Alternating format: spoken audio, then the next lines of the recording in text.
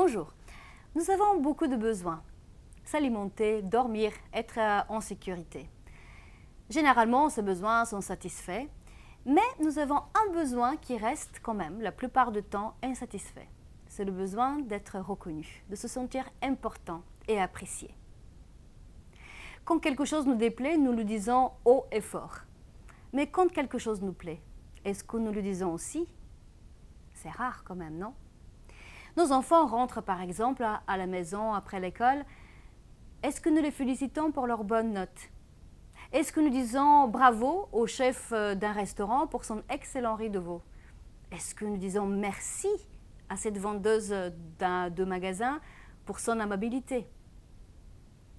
Nous donnons à nos enfants des aliments pour générer de l'énergie physique. Mais nous oublions un aliment qui est quand même essentiel et qui s'appelle les bonnes paroles.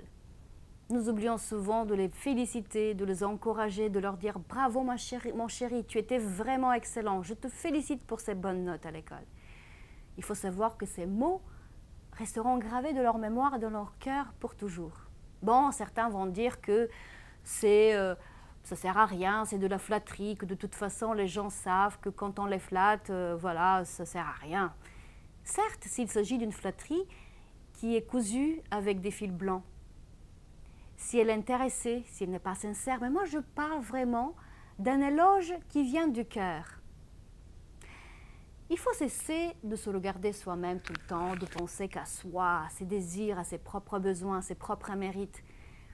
Si on essaie de se concentrer un peu sur les autres et voir leurs propres qualités et leur exprimer de façon sincère, de façon franche, l'admiration que nous éprouvons pour ces gens-là, les encourager, les remercier, nous allons voir que ces gens-là vont se souvenir de ces mots bien longtemps après que nous-mêmes, nous les aurons oubliés.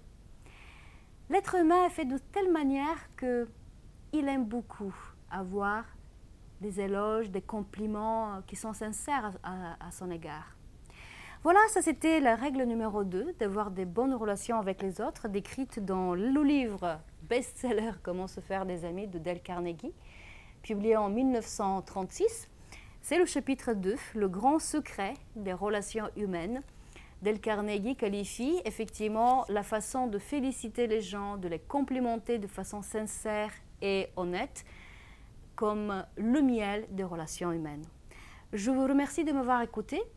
Je vous dis à très vite sur la chaîne Maîtrise de soi et liberté. Likez cette vidéo si vous l'avez aimée ou ne la likez pas si vous ne l'avez pas aimée. Et je vous dis à très vite et abonnez-vous. Allez, au revoir. Je vous fais la bise.